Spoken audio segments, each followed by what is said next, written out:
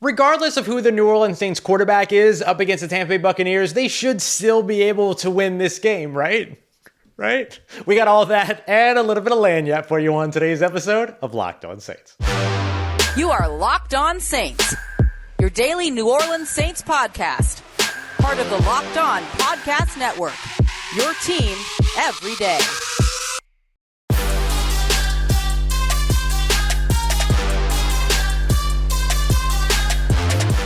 What's going on, everybody, and welcome into this crossover Thursday edition of Locked On Bucs and Locked On Saints, your daily podcast covering the Tampa Bay Buccaneers and the New Orleans Saints here every single Monday through Friday on the Locked On Podcast Network, your team every day. Thanks so much, as always, for being here with us and for making us your first listen of the day every day. Don't forget you can subscribe and follow for free on YouTube or wherever you get your podcasts so you never miss the latest episodes. And of course, for this crossover Thursday edition, we've got James Yarko at @JYarko_Bucs, the daily host of the Locked On Bucs podcast, along with David Harrison and myself, Ross Jackson, at Ross Jackson Nola on the app formerly known as Prince, your daily host over at the Locked On Saints podcast. We appreciate you very much for being here. And of course, we thank our friends over at Prize Picks. Today's episode of Locked On Saints and Locked On Bucs, this crossover Thursday, is brought to you by our friends at Prize Picks. If you want to go ahead and check them out,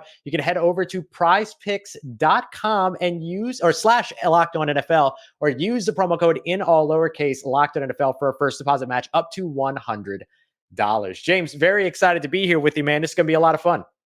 It is. It's been a long time since you and I did a crossover together. I know. It's been a minute.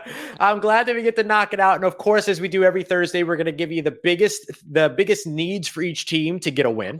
We're going to take a look at the key matchups that can decide this game. And to kick it all off, the biggest story from each of these teams. And really, it comes down to health in maybe different ways for both of these teams, right, James? Oh, yeah, no doubt about it. The biggest story for the Buccaneers right now is the health, more specifically, the health on the defensive side of the ball. You know, there were a lot of people on Twitter. I'm sure a lot of your listeners and viewers were talking about it. Devin White in the first half gets a huge interception and kind of gimps his way out of bounds instead of just mowing over Jalen Hurts on his way to the end zone. And everyone's like, why is he giving up on the play? You know, he doesn't care, yada, yada, yada. Well, no, he was limited all week with a groin injury. Then he pops up with a foot injury this week. You got Vita Vea with a pectoral injury. Carlton Davis is dealing with a toe injury. Jamel Dean with a neck and shoulder. And even going back to Monday, speaking of Jamel Dean, he leaves the game with an injury. He gets replaced by D. Delaney. D. Delaney then leaves with an injury. Also leaves with an injury, yes. And is replaced by Derek Pitts, who is now on the injury report with a hamstring injury. Oh, so goodness gracious. And then you got rookies, Servassier Dennis, Kalijah Kancey. Fantastic. Likely not playing in this game. Kalijah Kancey with the calf injury that he suffered in training camp, re-aggravated in week 1. Bengals fans know what I'm talking about because they're watching Joe Burrow deal with the calf injury. And then Servassier Dennis, hamstring. So those guys are probably going to rest through the bye, not going to play in this one. But yeah, I mean, can the defensive side of the ball that has been so good all season long, get healthy for a huge divisional matchup? Yeah, and that's got huge implications for the New Orleans Saints, right? I mean, coming into this game, their biggest story is simple. Who's playing quarterback? I mean, I think we know who's playing quarterback, but we can appreciate, you know what I mean? But we can appreciate the gamesmanship of, hey, make them prepare for whatever kind of a thing. But like, we're fairly certain that this is going to be Jameis Winston versus Baker Mayfield for this game. Mm-hmm. But I think that regardless of who's playing quarterback for New Orleans, the injuries on the defensive side can change the game for that quarterback, whether it's Derek Carr, whether it's Jameis Winston. I think I would say like 95% at this point that it's going to be Jameis Winston, but we'll see what happens. This wouldn't be the first time that the New Orleans Saints played a quarterback coming off of an AC joint sprain on his throwing shoulder after not throwing throughout an entire week of practice. This is something they've done before, but that was Drew Brees, right? And to all respect to Derek Carr, he's not Drew Brees. No one is Drew Brees. You know what I mean? And so I think that you look at Derek Carr right now dealing with that shoulder injury, which is his arm. It's more about pain management than anything else. Seems like functionality, mobility, all that is okay. But then it just comes down to pain management. And then you have an offensive line that's just basically stepping out of the way for people, you know what I mean? And kind of like opening the door for people. And that's not true. Sorry, I'm being gross. But you know what I mean? Like you're having an offensive line right now that's struggling to protect its quarterback. you're probably not going to rush that injured quarterback back out onto the field. And so when you hear all of these injuries that James is talking about from the secondary side, that gives you the opportunity, if that secondary is hampered in any way or players are missing in any way, to maybe develop a little bit of a quick passing game, which we haven't seen in New Orleans yet. So, I think, you look at those injuries over on that side, that has a major impact on New Orleans. And I'm sure that whoever's playing quarterback has a major impact for the Tampa Bay Buccaneers too. Yeah, I mean, you take a look at the Saints situation, right? Do you rush a guy out there that you paid a lot of money to go out there and get and be your starter and put him at risk, not only at risk of his health, but at risk of not playing well, putting the ball in jeopardy and in danger because of the physical limitations? Or do you go with the guy who has maybe a little bit more of the mental limitations in terms of his ability to read the field? And don't get mad at me, Saints fans, I like Jameis. I do. Yeah, you've always been a Jameis guy. You have always been a Jameis guy. But he does, under pressure, have some troubles reading the field properly. He does, without pressure, have some trouble reading the field. So if I'm New Orleans, regardless of the injury issues on the Buccaneer side of the football, I don't care who is playing. Jameis Winston is my starter because I want to protect the guy that I invested all this money in to make sure that arm gets right for the long haul. You and I were talking before we started recording. We're not even 25% through the season yet. I'm not going to put Derek Carr in jeopardy for a week 4 game. I'm just not doing it. Do you feel like that there's a similar mentality that the Bucs could take to some of their injuries to what you're talking about? The Saints would maybe look at with Derek Carr, like a Carlton Davis or something, like maybe making the decision like, it's too early to put these guys at risk. We'll hold this guy back. 100%. And I mentioned Kalijah Kancey and Servassier Dennis already. Right. I could absolutely see Carlton Davis, who was a game time decision, being a guy that misses this week as well. Zion McCollum, second-year corner, has played pretty well. I've referred to him on Locked On Bucs as the Jameis Winston of cornerbacks, where he will make a play that is jaw-dropping. You're like, how did he do that? And then he'll make another play that's jaw-dropping, and you go, why did you do that? So, very nice wordsmithing. Very good wordsmithing. That was excellent. I would imagine Jamel Dean does probably play, but he has not played very well this year. But yeah, I could see them holding Carlton Davis out this week to give him then the additional bye week to get that toe right. We don't need a Deion Sanders situation where Carlton Davis is getting his toes chopped off because of this turf toe. I do think Devin White plays. This game means too much to him on a personal level. Sure. And then after the comments that he made following the Philadelphia game, that he's basically guaranteed the Bucs are making the playoffs. And he has said that we are going to see Eagles again. Like he is fired up and he is emotional. So whether it's the groin or the foot, I think Devin White is going to play. And then Vita Vea, he battled through the Eagles offensive line with that pectoral muscle. All due respect, the Saints offensive line is not the Eagles offensive line. So I would assume that he does play as well, but Carlton Davis is the name to look out for. Yeah. And that's big for New Orleans because you've got a guy in Chris Olave who's already gone over 100 yards twice this season, week 1, just this past week, week 3. And, look, the Saints have a really, really good trio of wide receivers right now. And so, seeing some of those injured secondary players for Tampa, that's probably got them kind of, doing the Birdman and rubbing those hands together a little bit, getting ready to go to war. But I'll tell you what, we'll circle back to that here in a little bit because we're gonna take a look at key matchups that can win or lose this game. And really, like for both the Saints and the Bucs, this all comes down to coverage and pass rush. So we're gonna get to that here as we continue on with this crossover Thursday edition of Locked On Saints and Locked On Bucs here on the Locked On Podcast Network. Your team every day. In today's episode, this crossover Thursday edition of Locked On Bucs, Locked On Saints, brought to you by our friends over at Harry's. You notice how I'm not hairy right now? When I'm trying to get unhairy, I turn to Harry's because I want to make sure that I'm getting the closest shave, whether it's the 8th shave, the 1st shave, the 20th shave, the 1st shave, doesn't matter. I want that quality. I want that good quality. And that's what I love about Harry's. I've been an exclusive Harry's razor guy for a long time, and you're about to be as well. Because let me tell you about the deal that they got going on right now. You get that starter set that's usually a $13 value, which is already mad affordable, right? $13. That gives you a 5-blade German engineered razor, weighted handle, foaming shave gel, and a travel cover. You get all that for $13 as it is. Well, not you. You get it for $3 by heading over to harrys.com/lockedonnfl. Get the best shave you've had yet this summer with Harry's razors and skincare products. Get that $13 starter set for just $3 by heading over to harrys.com/lockedonnfl. That's harrys.com/lockedonnfl right there for $3 starter set. All right, y'all, continuing on with this crossover Thursday edition, Locked on Bucs, Locked on Saints, getting to the key matchups that can win or lose this game. We're going to start off with the Bucs, who are visiting the hometown New Orleans Saints. By the way, love Chris Godwin's comments about the environment of playing in New Orleans. Feels like they just lock the door and tell you to go to war. I think both of these teams are going to feel that kind of charge. But for you, where does that charge start in terms of the key matchup?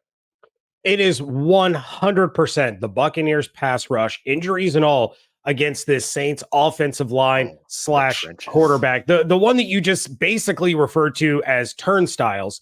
And look, I've looked at Derek Carr's numbers. Obviously, I don't believe that Derek Carr will play, but doesn't really matter who the quarterback is back there, because these are more of a reflection of the offensive line than they are of the quarterback himself. Mm-hmm. Derek Carr has 2.2 seconds on average of pocket time this season. He's been blitzed 29 times. He's been hurried 6 times. He's been hit 6 times.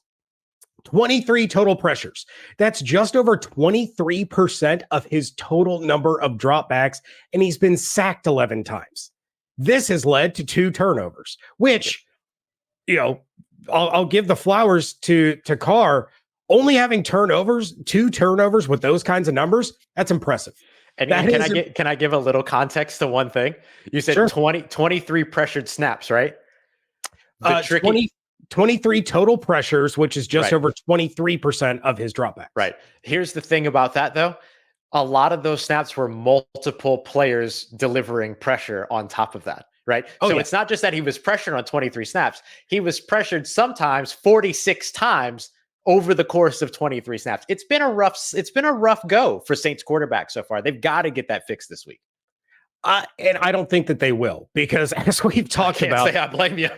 You got Vita Vea up there. You got Devin White, who will come on blitzes. You got Levante David, who will come on blitzes. Antoine Winfield Jr. has been a blitz machine. He has created forced fumbles and created takeaways for the defense. You have undrafted rookie corner Christian Izien, who has come in on corner blitzes from the slot multiple times this year and has made massive plays in the process. Todd Bowles brings his pressure from anywhere and everywhere. And when you think it's coming from one direction, it's coming from another. And so Jameis Winston is going to be under constant duress throughout this game. No team in the NFL has blitzed more on third down than the Tampa Bay Buccaneers have in 2023. So there's going to be a lot of bodies flying at Jameis Winston, which, and I'll talk about it more later, could create some very favorable opportunities.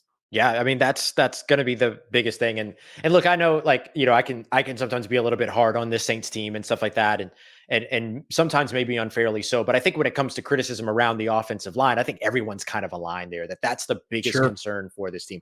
And what stinks about it the most is that we've kind of identified the offensive line as the biggest concern for this team since training camp. And now here we are going into the 4th week of the season, watching this team still struggle in that area.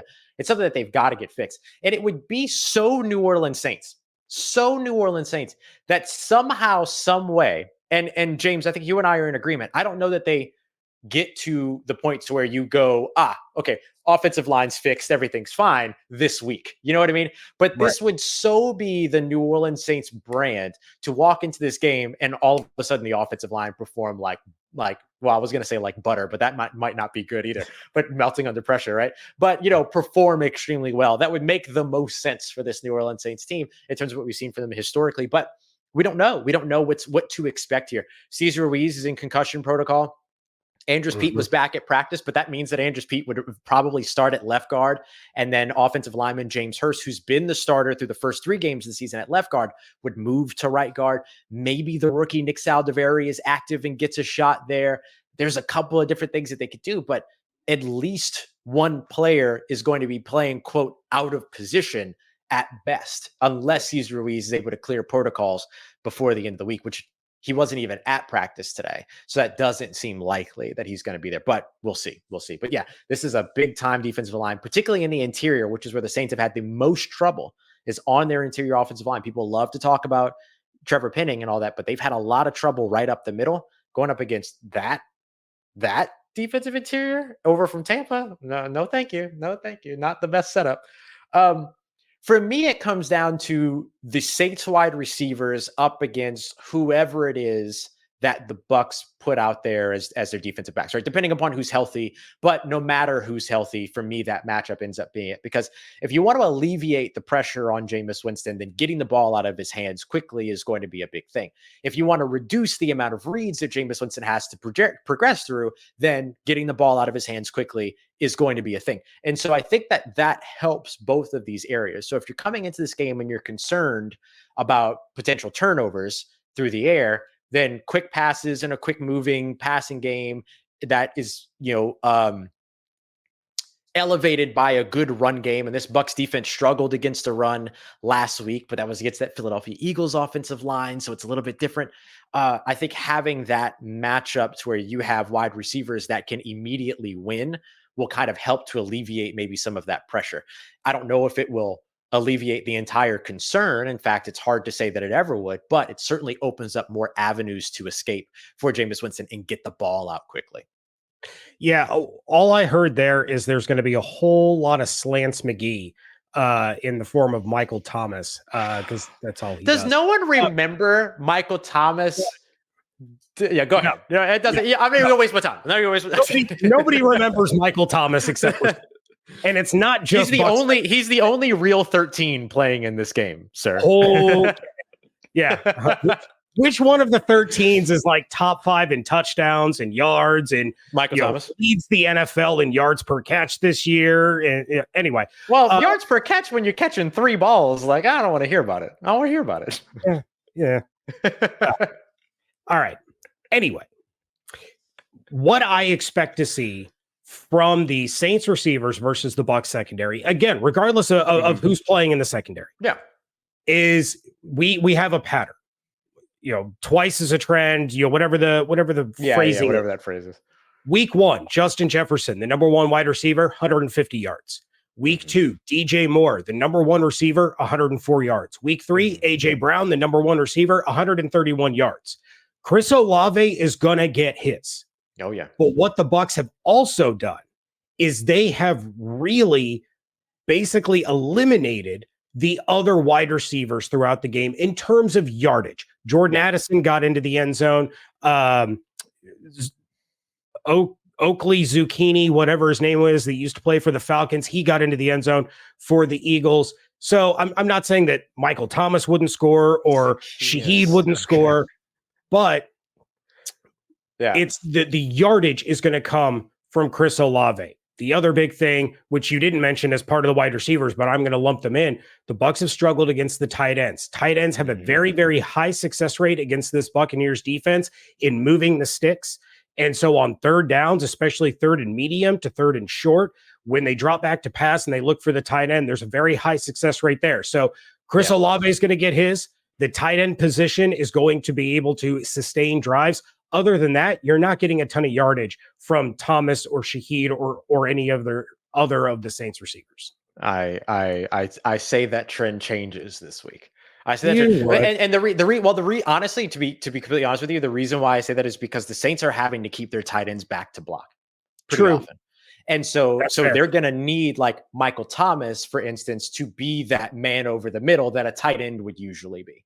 So I think that in that case, that's where Michael Thomas probably gets his yardage. And then I'll kind of lump in, let's not forget that this is the return of Alvin Kamara too. So really interesting to see. And if there's a team that he has struggled against within the division the most, it's been the Tampa Bay Buccaneers. Devin White, like Levante David, like these guys have been very good at defending him. But he's about to be the freshest running back in the NFL this week. So we'll see if he's able to help to contribute to the passing game as well. But I think for the Saints who have struggled to utilize their tight ends, the big body of Michael Thomas maybe helps to supplement that. Sure. And it could be a situation where he has 7 receptions, but it's for 29 yards and it's for 5 first downs. Like I'm going 7 for 75. But yeah, I hear you. But that's kind of the point that I was making as far as what the tight ends have been able to do against the Buccaneers. So if Michael Thomas is in that role, the stat line may not look great, but those first downs that he gets on those short yardage situations are going to be what gets the Saints into scoring position and in field goal range, and maybe get into the end zone. Yeah. That's where I think he ends up making a big difference, and hopefully in the red zone as well, which is a place the Saints have not been very successful in so far this year. So we'll see. But yeah, pressure and coverage is the big thing. So what do each of these teams need to get right in order to get that W? That's me eating the W. That's just for you. Yeah, you like that? I thought that. Yeah, that's what I thought. All right, so we got that coming up for you as we get to our biggest takeaways here as we wrap up this Crossover Thursday episode of Locked On Bucs and Locked On Saints for Locked On Podcast Network, your team every day. Prize Picks is the largest independently owned daily fantasy sports platform in North America. They are the easiest and most exciting way to play DFS, and it's just you against the numbers. Instead of battling thousands of other players, including the pros and the sharks like yours truly, you pick more than or less than on 2 to 6 player stat projections and just watch the winnings roll in. Prize Picks is really simple to play. I make my picks and submit my entry in less than 60 seconds. Quick withdrawals, easy gameplay, enormous selection of players and stat types. That's what makes Prize Picks the #1 daily fantasy sports app. And they now offer Apple Pay, which is great for people like me. Quick and easy deposits into your account this football season. Last week, I went 2 for 2 on my picks, so I'm rolling out a trifecta this week. Chris Godwin, more than 52.5 receiving yards. Chris Olave, more than 70.5 receiving yards. Baker Mayfield, less than 0.5 interceptions. Go to prizepicks.com/LockedOnNFL and use code LockedOnNFL for a first deposit match up to $100. Again, go to prizepicks.com/LockedOnNFL. Use code LockedOnNFL for a first deposit match up to $100. Prize Picks, daily fantasy sports made easy. All right, y'all, we are wrapping up this Crossover Thursday edition Locked On Bucs with our good friend James Yarko, myself, Ross Jackson, here with Locked On Saints, previewing this New Orleans Saints and Tampa Bay Buccaneers game, which will be here in New Orleans. If you want to check it out, make sure you head over and check out our friends over at SiriusXM. You can download the SiriusXM app and simply search Saints or Bucs, and it'll pop right there for you. And you might hear some familiar voices in the meanwhile while you're there. Hint, hint, wink, wink. All right, James. So we're taking a look at what it is that will win the game for the Tampa Bay Buccaneers. So we'll start off there. What is it that they have to do in order to win and step up to 3-1 and probably then take the #1 spot in the division? It's something that they've done all year long, and it's win the turnover battle. Yeah, Monday was a tie, but against the Eagles, I'll consider a tie a win. But the Buccaneers are still second in the NFL in turnover differential with +5. The Saints, they're tied at 9th with +2, so they're not slouches by any means. But last year in New Orleans, the Bucs won that turnover battle 5-1, and that was, in fact, with Jameis Winston at quarterback. So the Bucs offense, by and large, has been efficient enough and has protected the ball well enough that if the defense is getting Jameis Winston uncomfortable with pressure, forcing him into mistakes, the defense is going to be opportunistic and take the ball away. And the offense has shown that it can capitalize on those opportunities. To me, that's where the difference in this one is going to lie. It is all about who is going to protect the football and who is going to be opportunistic enough to give their offense an additional possession or two. That's excellent. Yeah, I mean, that turnover battle is going to be huge in this one because probably I know the Saints are dealing with a quarterback injury, but they have a lot of injuries over on their defensive side of the football too, and a suspension in Marcus May. Both of these defenses are most impacted by injury. So both of these teams probably want the ball in their offenses more than anything, in their offense's hands more than anything else. So that turnover battle is absolutely huge. For the Saints, I think it's simple. I think it's actually doing something on the flip side that they haven't been able to do all season so far. And so if you're betting with a trend versus betting against a trend, you're probably happier on the former side than the latter side. But you got to protect the quarterback. I don't care who the quarterback is. I don't care if it's Derek Carr. I don't care if it's Jameis Winston. I don't care when it's Taysom Hill, because they're always going to mix Taysom Hill into that. I don't care if it's Jake Luton. Doesn't make a difference. Doesn't make a difference. I don't care if Jake Haener, who's currently suspended for 3 more games, comes out with a fake mustache on saying he's Hake Janer. You got to protect him. I don't care who it is.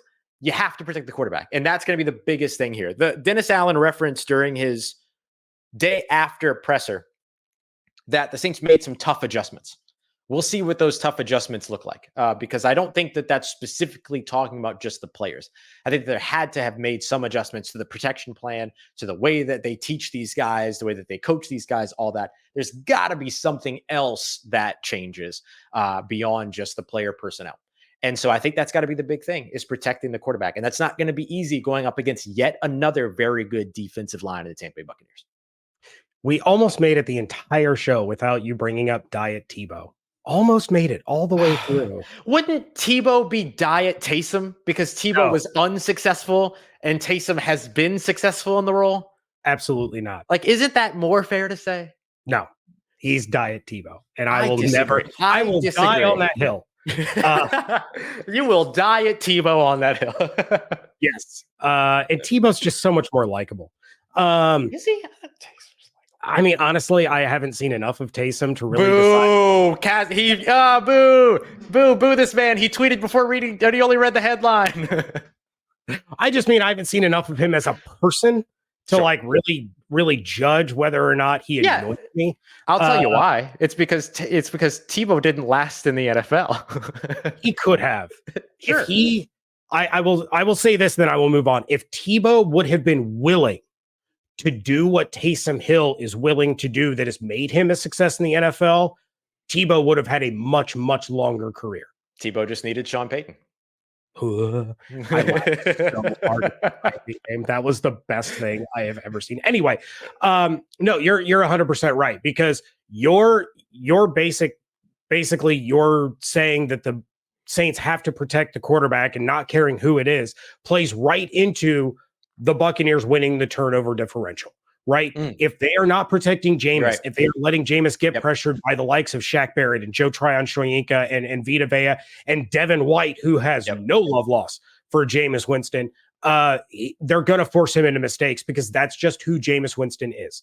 And so if they can give him more than that 2.2 seconds of pocket time that they've given Derek Carr through 3 weeks, and you give Jameis the time to go through his progressions and to find his open man, he can sling it. Like, there's no everything. question. It changes his entire game. 100%. Sure.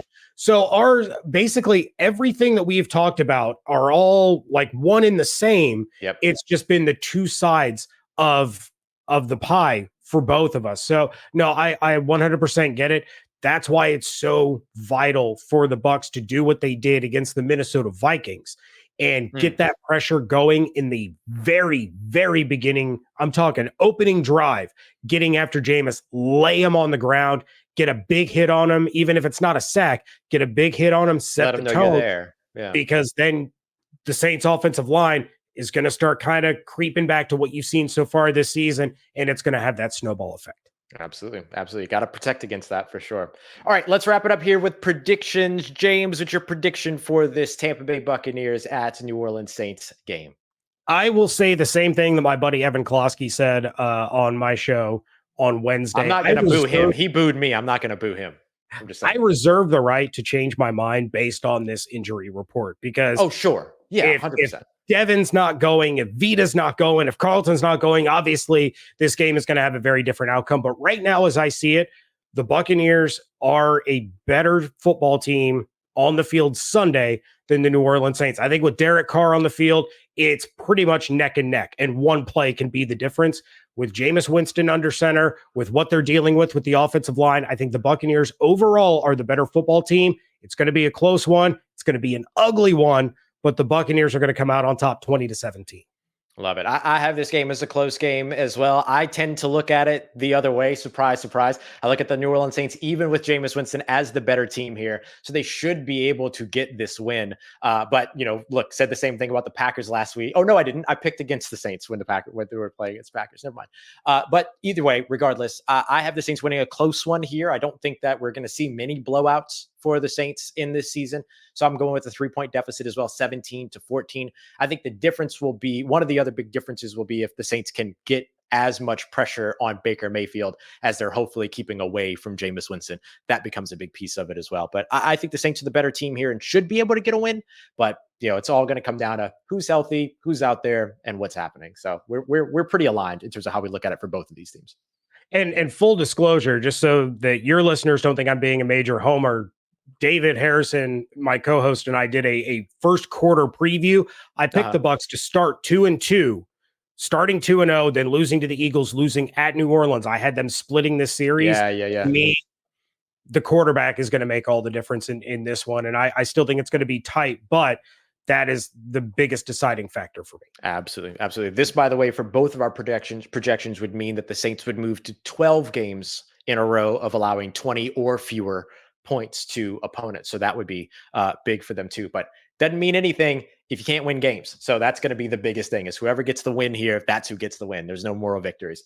James, this was awesome. If you want more from James and you want to keep an eye on the Tampa Bay Buccaneers, make sure you're heading over to Locked On Bucs every single day. You can follow James on social media at @JYarko_Bucs.